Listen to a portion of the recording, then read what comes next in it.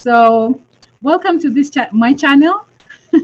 I discuss about opportunities, whether it's scholarships, visas, investments. I got an opportunity to come to the US, and I saw there's so much out here that we don't know, like back at home. And some people back at home think coming to the US is like just going to a hospitals and taking care of old people. I'm like, you guys, you really don't know the American dream.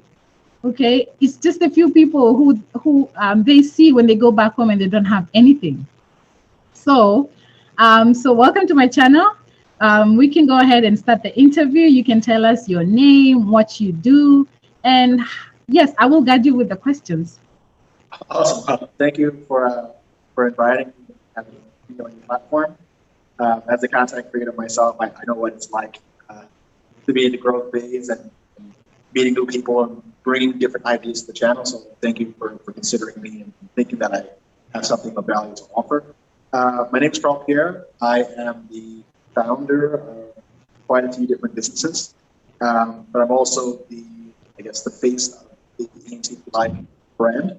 Just to give you a little background on myself, I started out in my family business, which is healthcare staffing.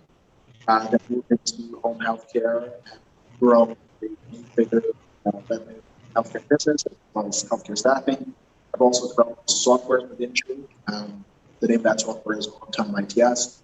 So that allows home healthcare operators, SaaS firms, and social adult daycares to have a robust practice management solution for them. And then there's a whole ENTP Life thing came about, actually an answer for the question that I get asked frequently about how did I get started in real estate and how do I go about investing in real estate.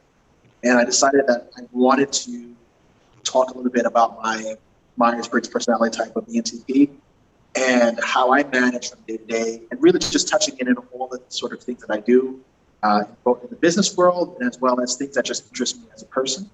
And that's really what the channel is now, is really sharing information and sharing my philosophy on life and how to approach business.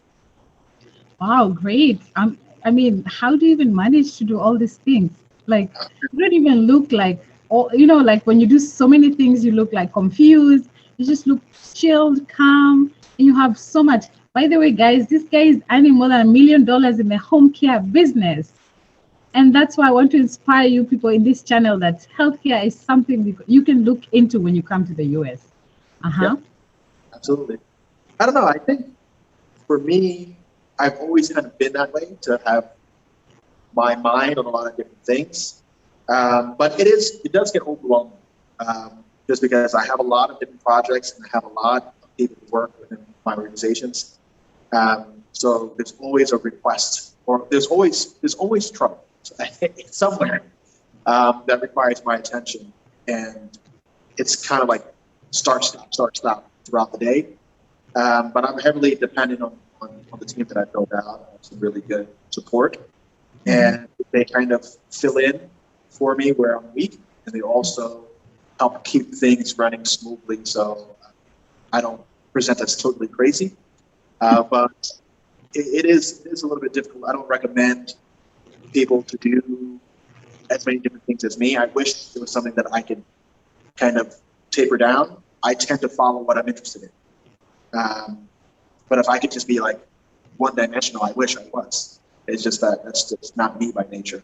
And that's actually one of my weaknesses. I can't focus on just one task. I have to be involved in things. I have to follow kind of where my heart is, and then I kind of have to maintain the things that are making me money, even though I may not be interested in money. Yeah, that's great. And my focus today would be the home care business, because I'm in the healthcare sector. And I want to know what inspired you to develop the idea? I can't really say that I was inspired. I was just helping out my mom. My mother's a nurse, and she had an idea to break out of kind of being the floor nurse and move to the entrepreneur side of nursing. And the easier thing for her to kind of wrap her mind around was the nursing agency side of things. And my mom has never been good with computers, and I was the son that was comfortable with computers and also interested enough in the business side that I naturally became her partner and worked on this from day one. So I can't really say that I woke up one morning and said, hey, I need to be in the healthcare industry. It was kind of the direction that my family was moving in. My father's a respiratory therapist, my mom's a nurse. They wanted all their kids to become physicians. So they really put like this idea that healthcare is a stable industry, healthcare professionals are well paid and always employed. I've never seen my parents go through a layoff period. I've never seen them unemployed. We've never struggled financially, at least in my lifetime. You know, when they first immigrated here, things were rough. But from the time that I was born, they were both working and pursuing their professions. And, you know, that's kind of how it started for me. Fortunately, it started at a young enough age that as I went through school and I just kind of had my ears open to what was happening in business. So whenever I had the opportunity to take courses that would add value to me as a person working in the industry, it kind of helped me understand and model the business a little bit differently, move it away from being just a family-run organization to a multi-state company. So, yeah, I would say that I was kind of born into it more than it was the stroke of genius to do anything. Definitely. Wow, that can I say that's luck or pure hard work? Because you kind of good boy, and today you're making $1 million per month. That's I don't know, that's out of this world. You know, we are trying to earn more income, but $1 million a month, that's crazy. So what is unique about this business? What do you do in the home care business? I wouldn't say that we're fairly big. I would still say that we're relatively small, smaller than I would like to be. Wow. So 1 million a month in revenue is totally doable. You know, I've looked at companies. I'm in the process of trying to purchase other home care companies. Oh. There's one company that was larger than we are. They were doing $1.5 million in revenue a week. So, yeah, a week. And again, they are not the biggest players in the state that I was looking to acquire. So the thing is, in the United States, healthcare represents about a fifth of the gross domestic product. Okay, that is equal to about $5 billion a year, $5 trillion a year of transactional movement. Okay. Okay. A trillion is nothing. You get what I'm saying? So there's a lot of money moving through healthcare that, you know, having a $100 million home healthcare agency is not that large, right? It's a good size. You're going to be in like the top 5% of home care agencies if you're at that size. But you have companies like ADIS that are doing to the $1 billion range of home healthcare services annually. So that gives you a sense of the range. I think at this point we're kind of what's considered the lifestyle business range, and more or less in a growth phase. But the plan is to get to over $100 million in revenue in the next 2 years, and we're doing that through acquisition. Wow. What? Okay, so what's the service you provide? Like because I know it's not a product. What kind of service do you provide in your company? And what's the name of your company, and what kind of service are you providing to the consumer? Okay, so yeah, my company is ebook, and the family business is Avalanche Care. Yeah. In those companies, we provide home healthcare services, both skilled and non-skilled. So in the skilled arm of home healthcare, you're dealing with wound care, physical therapy at home, speech therapy, skilled nursing, which could be infusion work, it could be just medication administration, it could be patient education in the onset of new disease, how to manage disease, dressing changes, wound back. The range of services that occur at home are pretty wide, G-tube replacements, etc. So that's one side of the business. That's the skilled side. On the non-skilled side, you have personal care, which is assisted activities of daily living, and community care, which is providing companionship to seniors. So we predominantly focus on the chronically ill, long-term side of the business. On the skilled side of the business, it's kind of the newest venture for me. We're a Medicare CHAP-accredited home health care agency in Florida. We're providing quite a bit of services now that we've gotten on the way there. And that side of the business, the skilled side, is more for me. Historically, we have been totally concentrated on the Medicaid managed long-term care side, which is personal care, which is like home health aides, therapy, that sort of line. Okay, great. You mentioned that you want to make $100 million in the next 2 years. So are you going to expand more employees, or you're going to get more customers, or are you going to introduce something new? What are your plans, or why do you say 100 million? What are the market statistics that will prove that you can make the 100 million? Oh, like I said, home health care is $109 billion transactions a year in the country, right? So from the looks of it, the way that I plan to get to at least $100 million mark, and I'll explain why there. Yeah. Our first next step is $100 million in revenue. The reason for that is because at around $5 million of net income, like total profits for the year, your company's value will go from being 5 times that net earning, right? So with below 5 million, you're looking at 4 to 5 times. So if your company's making $1 million a year, it's worth $5 million, right? Yeah. Once you get to 5 million in net capital, the value starts to increase a little bit. So to go to 6, 7, 8 times. Once you get to that 100 million mark, it gets about 10 times. That, okay. So if you're generating $100 million in revenue a year, you might be doing like $15 million or so in profits. If you're doing $15 million a year in profits, your company's going to be worth at minimum 105 million, like 7 times 15. Or on the higher side, it's going to be worth about $150 million on a $15 million net earnings. So by getting the size, you also drive the valuation of the company. Beyond that, you get to about like $200, $300 million in revenue. You can then start looking at taking that company to the public market, right? Being publicly listed. And currently, publicly traded home healthcare companies are valued at 50 times net value. Okay?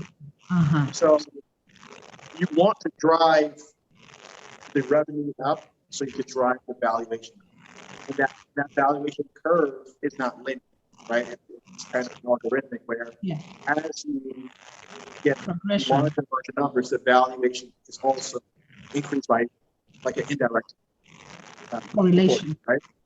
So that's kind of why the 100 million is the first mark. Wow. Our plan to grow to 100 million is two-tiered. Primarily acquisition, right? So buying other care companies, merging them together to get more size. Okay. And with buying those companies, so let's just say you bought 3 home care companies in New York. Yeah. Okay. There's going to be 3 hours of nursing. No, you're going to eliminate 2 of them, right? So you're going to be able to become more efficient by consolidating those companies, make those companies more profitable, and instead of having maybe 2 or 3 directors of nursing, you would have money to hire more marketing people. So that you're able to expand into new territories, to get new referrals and leads, and grow organically a little faster. So the strategy is always to purchase, consolidate, make that more efficient, so that the value, the net profit of the year is more, right, than what you paid for it. So let's just say you bought several companies, put them together. Each of them were doing, you bought 5 companies that were Like each doing an $1 million index fund. profit a year, right? Bought Mhm. 5 of them, put them together. But then you strip back the extra offices, the extra personnel. You don't need 4 receptionists. You don't need 5 nursing directors. So maybe it goes from being worth $5 million at the time that you bought it, not 5 million, but making $5 million the time that you bought it, to maybe making $7 million because you strip back all those extra employees that you didn't need. Wow. You just, if you apply the same multiple, you just made those companies worth like $10 million more by just streamlining, right? Bring them together. And then if you were to get that to over 100 million, then of course, then you force the multiple higher. Uh-huh. So that's kind of where I'm focused now, is because kind of going about it just the organic way, reinvesting the money, it's a kind of slower way of getting. The faster way to purchase and build, purchase and build. I don't think we're doing anything that unique. The only thing that's kind of unique about our organization is that we do have this tech arm, this tech focus, where we build our own software so we can build things to make our company function a little more efficiently. All right. We also rely on outsourced staff. Like I'm living in Colombia now, building out more resources, more people, and local for us to support the company in the United States. So I'm able to hire more people for less money, maintain quality, etc. So those things I would say are quite different than what I see as the average healthcare agency. But I don't think we're doing anything that is that groundbreaking. Just Okay, great. Oh, wow, that's quite informative. Maybe if I should just throw it out there. Do you plan to be a public traded company? I want to hold some shares. well, I think it would be cool, right? It's like an accomplishment thing. Like, okay, we did this thing that's kind of like almost the highest level of business achievement in the United States, right? Like, to be publicly listed, publicly traded, that's kind of a cool experience. But I think it's something I would like to do. It's not something that I feel that I have to do. Yeah. Okay. I think what's more reasonable is that we build something out and sell it to one of the public traded companies. But if we wanted to go the public route, you're going to need at least 3 or 4 years of audited financials, go through this entire process. So that just adds time to the journey. Yeah. So yeah, my thoughts are, it can happen, but I'm not dead set on it. Okay, great. So with the nature of business, you must have had some savings. How did you start? How did you raise funding for this $100 million company to be? For the purchases. Okay. So it's a combination of cash on hand and also private equity. So just to explain that, a private equity firm and private equity is really private money that's being actively invested in a professional way. Okay. There's going to be high net worth investors, individual investors. It's also going to be institutional investors. These could be pension funds. It could be endowment funds for universities. It could be family offices. It could be other funds that are built for the purpose. So I partnered with a gentleman who comes from the private equity world, who was forming his own private equity shop. We felt that there would be a good partnership between us because he has access to capital and he would know how. I'm familiar with home healthcare. I've been in the space my entire life. So we complement each other really well. But when you're raising the money, the process is first identifying, think of it like buying a house. Okay? The first thing that you need to do is be qualified yourself to purchase the home. Your credit needs to be okay. You need to have a job, right? There's prerequisites. With the private equity world, they want to make sure that you have relevant experience, that you know what you're doing, right? You have industry expertise. You know something that the average person doesn't know about this field. And like I said, I've been doing this my entire life. So that's the first thing that they look for. It's like sophistication, understanding what you're doing, understanding the marketplace, etc. Then you identify the assets that you'd like to purchase. So you go out there, you find the deals, whether they're listed for sale or you source the deal yourself. You find companies that are looking to be sold. You review them to make sure that, like just like a house, go to the house, does it fit? You like the way it looks, it feels. Then you start your inspection processes. Yeah. Reviewing, the books, reviewing, the team, the legal. You go through the entire process, and then with that final review, you have what you need to see which bank is willing to take you all the way and fund you to close the deal. It's the same process. You can have a portion of that is a down payment from your pocket, a portion that comes from the mortgage or from the bank as a loan. It's no different when you're buying business. It's exactly the same thinking. And I think, when I try to explain to people, I try to explain it that way.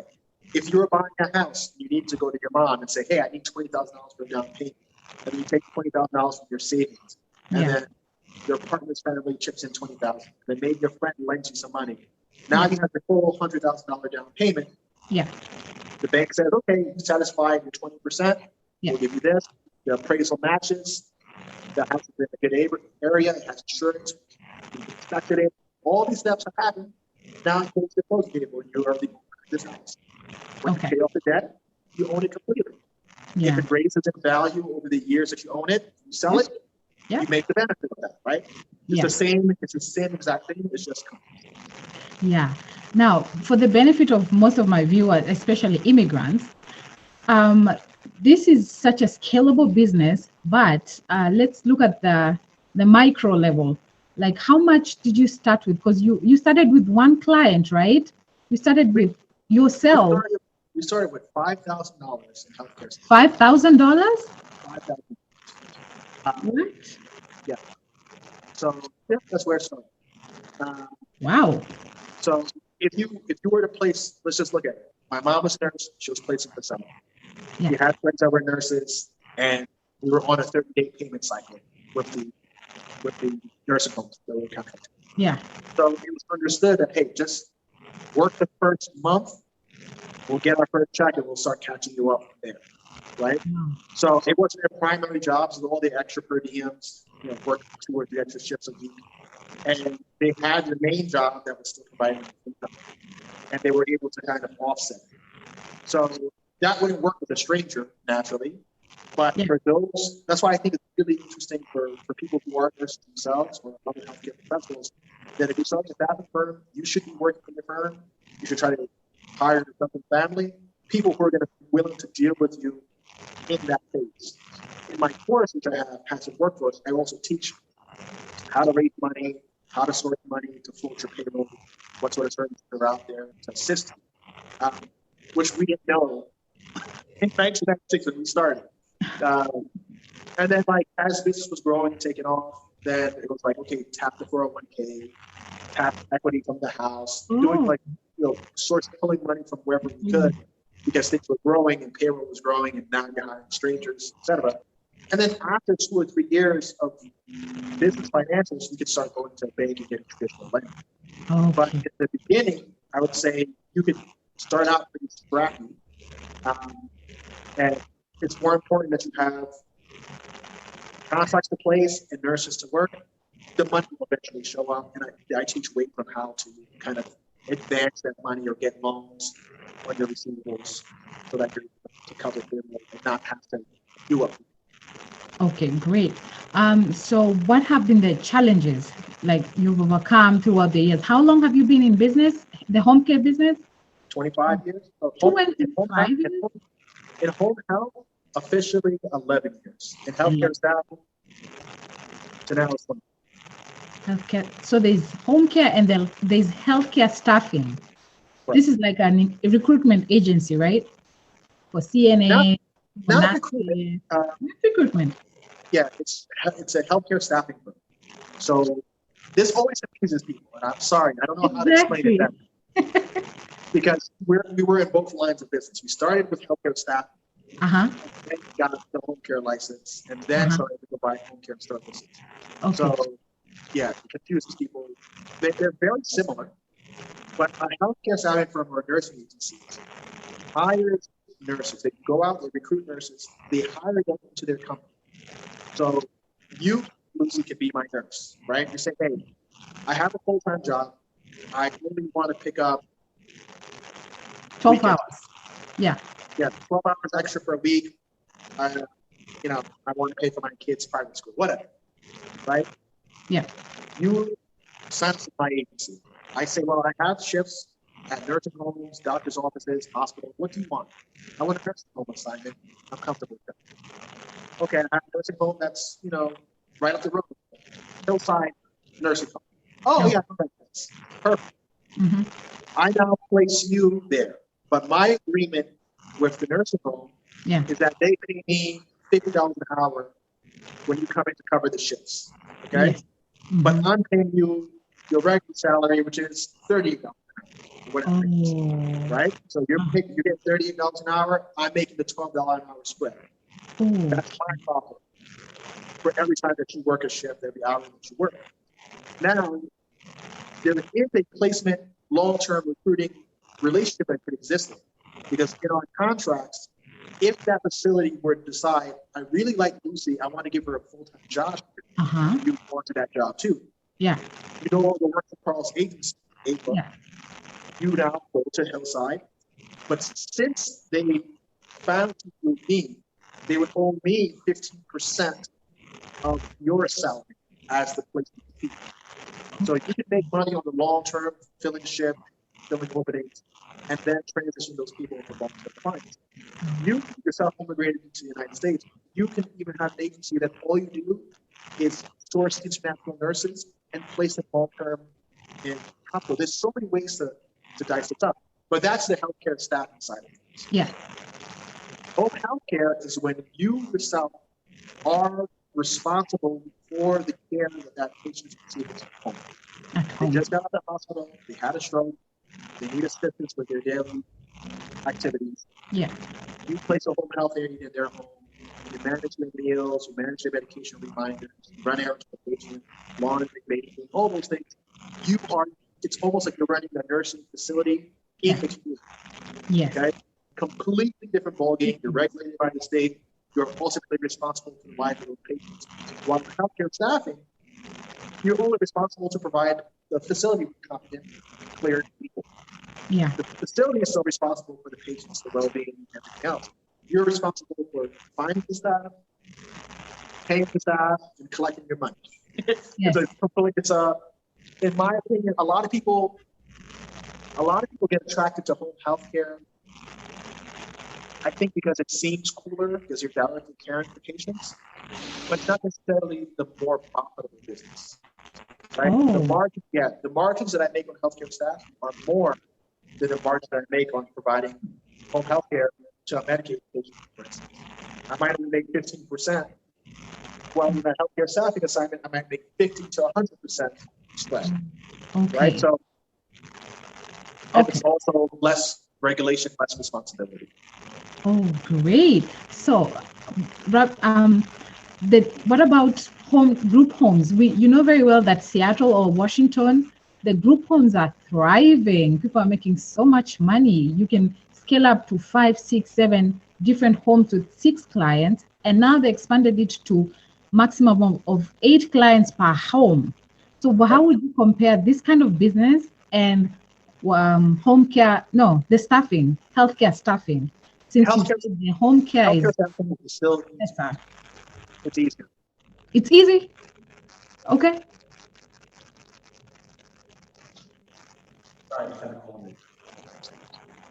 It's a lot easier to get the healthcare staffing because as a group home, again, you're gonna have to get that facility license. You're gonna have that staff there. You're gonna have audits and regular inspections. There's a burden of responsibility that falls on you. You make money, of course, right? But your income potential is directly fixed to your home store. Yeah. Right? So you have to go and buy homes. You have to furnish the homes. Then you have to source your patients. Then you have to manage those patients or people, depending on if it's a social issue. You have to manage the people, manage your bills, manage your neighbors, because your neighbors might have an issue with the use Yeah. of your home, Yeah. right? HOA. But it can be, it's a good business, right? You can make money doing that. So I kind of like to make easier money than the difficult money. So when I look at it, I'm always more partial to healthcare staffing because of less regulation, less responsibility, good profit margins, and it's kind of scalable because you can provide services throughout the state.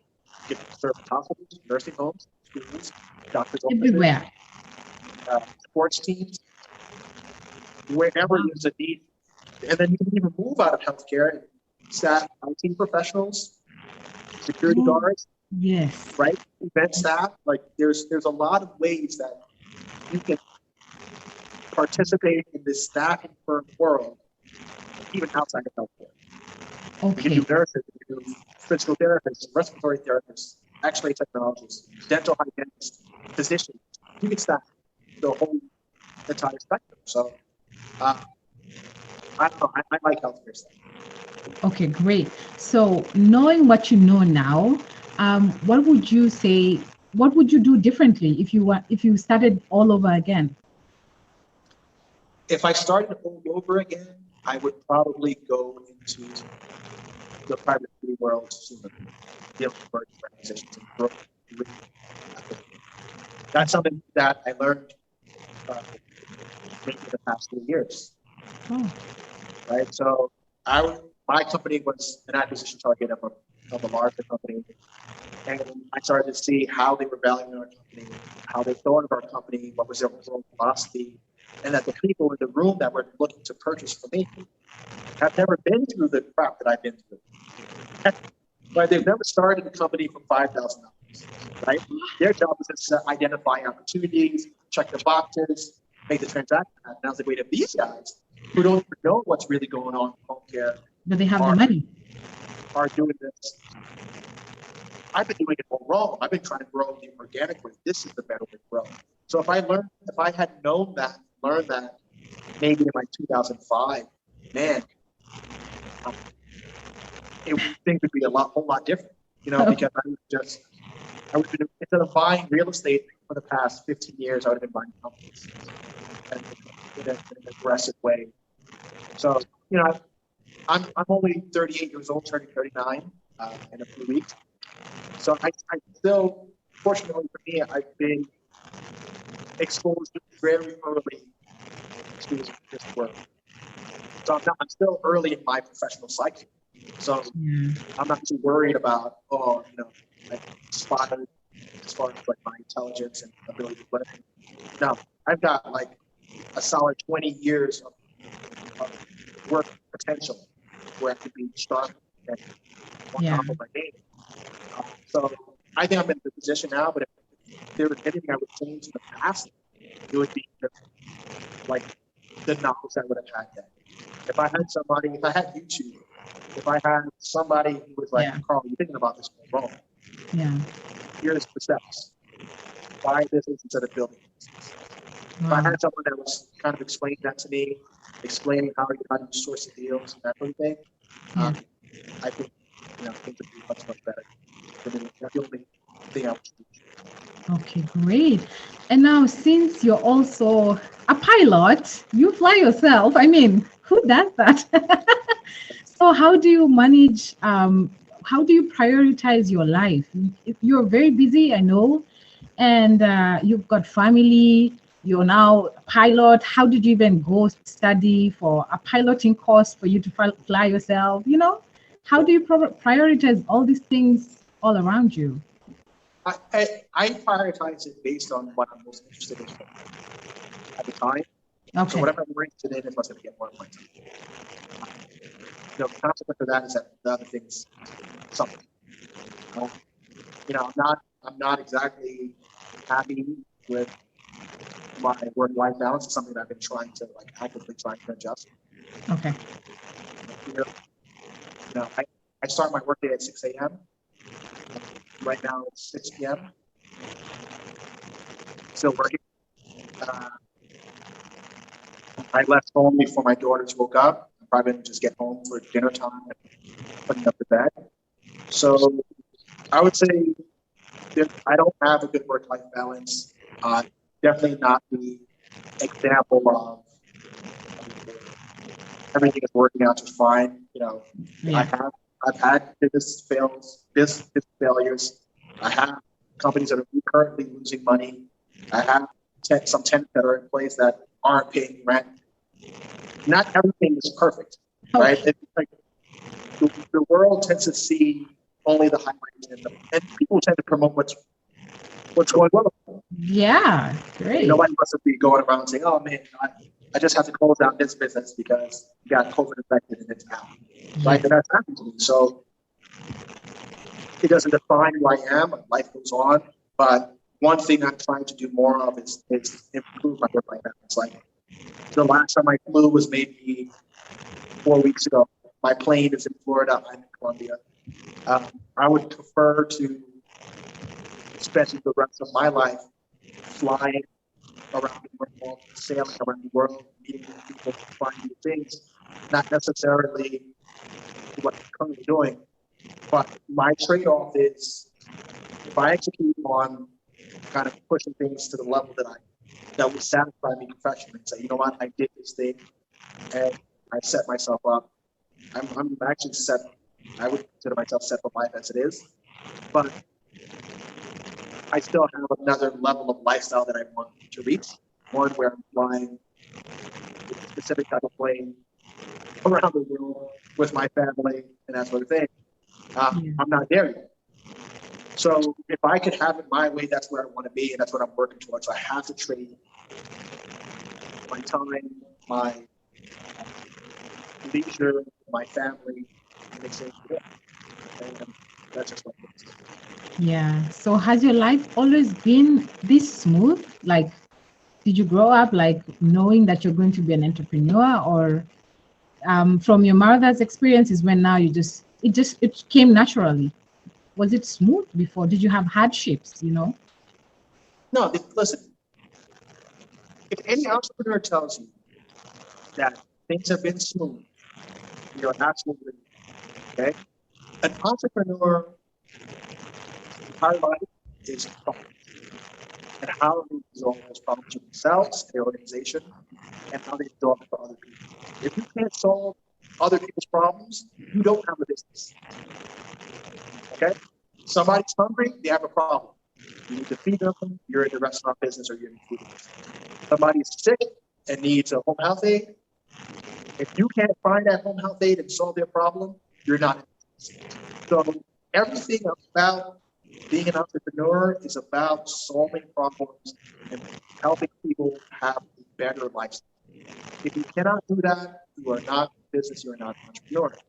And everything changes, whether it's pandemic, interest rates, pandemic? Yeah. health, Crazy. everything, regulation from the country that might eliminate a lot of your business. I've had times where the state might say this service is no longer allowed to be provided by a care agency, and that represents 30% of my business. What the hell are you going to do? You lose 30% right away because they decide one day that your agency can't provide the service.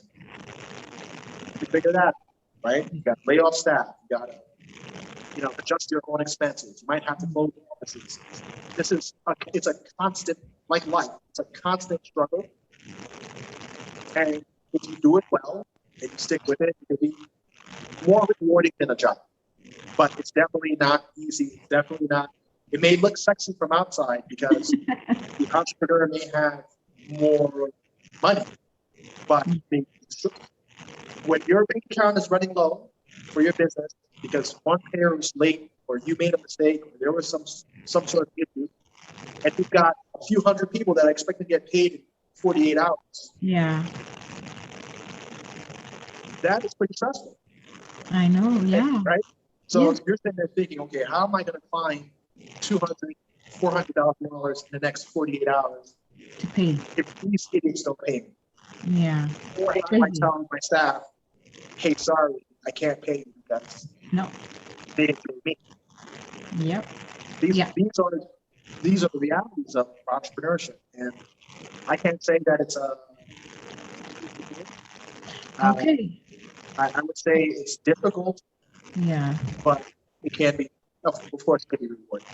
Good. Good. Okay. I have two last questions.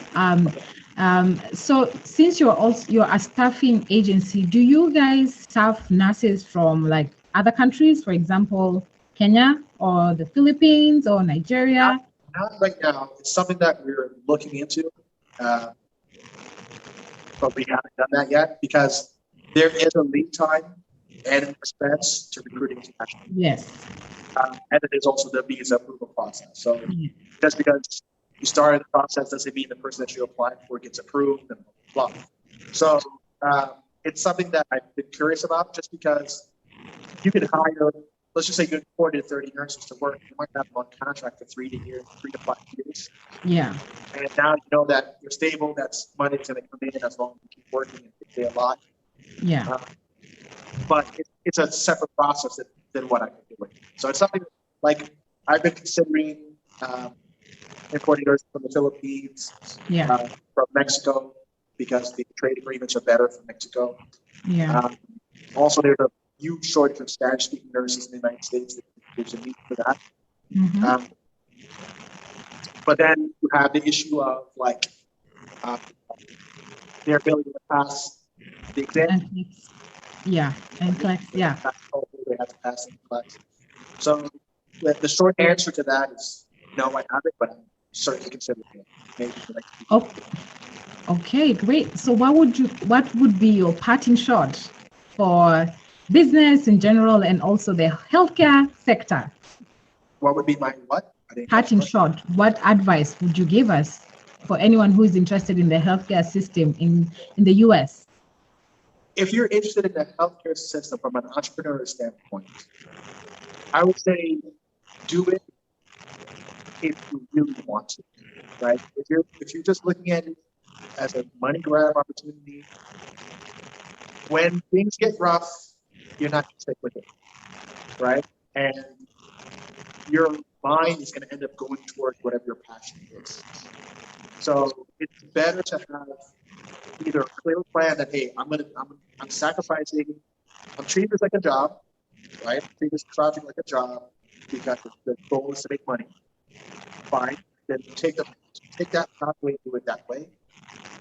And if you're passionate about it, you're going to be able to survive the wiggles and expansion contractions because it's not going to feel like a job to you. It's going to feel like you're doing your life's work. So my recommendation for anybody who's looking to get into this is to get into it right business, especially if you're going to be providing direct patient care. If you're providing direct patient care, you're not, and your heart's not in it for the patient and the patient, you have to have some confidence there. If you're in it for the money, then focus on the money side of the business and not so much the patient care side. And, you know, if you're just thinking about entrepreneurship in general, try to match your passion with your expertise, solve a problem, and you will make it. Okay, good. So last question. Do you think college is important? Yeah, I think so. I went to college. I don't think college will necessarily build an entrepreneur. I think college builds kind of a person. In college, studied health technology management, concentration in industrial studies. That got me a profession as an X-ray to an MRI technologist, which allowed me to earn from a job. At the same time, I got a better look at hospital administration. I learned about managed care organizations, which is something I didn't quite understand properly. What were the objectives for managed care organizations? I was a member, or I still am a member of an international fraternity. So we had to host events, raise money, develop, the talent within our organization, recruit talent in our organization. So if I never went to college, I would have had any of those experiences, and I would have just been kind of experienced in life. I have been able to take my college experience, my college education, dealing with roommates, dealing with different personalities, dealing with professors, administrators, and that helped me model myself professionally. And I see people who haven't gone to college that may have missed a lot of those points. But again, there are people who haven't gone to college and got really good real world learning. And that has value too. So I would never tell somebody not to go to college. And that's if you're an entrepreneur in college, at least time, no, I believe that. Go to college, get a profession while you're in college that's going to pay you, and learn whatever you want to learn, right? Because you can always, you have elective courses, take courses that you're interested in, and also take courses that are going to at least allow you to guarantee yourself a job, whether it's in healthcare, it's accounting, architecture, something where you leave college and you are now credentialed and authorized to do this particular thing, even if it's trade school. Yeah. Right? You went to college and you ended up becoming a plumber or a master electrician in the college format where you have some elective courses, but you specialize in something that, because you specialize in this thing, you now have industry expertise, and only you can be hired to do the job. Do that. I wouldn't recommend people study things like psychology, sociology, the humanities, because you can't directly monetize that, right? So people end up getting burned and say, well, college is a waste for me. They haven't been able to convert that education into dollars. Yeah. Right. Okay, I believe so too. Okay, great. So thank you so much, Karl, for having us. It's been almost an hour. And I appreciate you for your time and your insights on the healthcare businesses in the US. And also, you also do other things, but maybe we'll talk about all those other things in another video, which is real estate and also, I guess, technology, some bit of technology. Yeah, so thank you so much for gracing us. And guys, this is, there you go. This is Karl Pierre. He's the founder and the president of Avalanche Care company in the US. And if you if you want to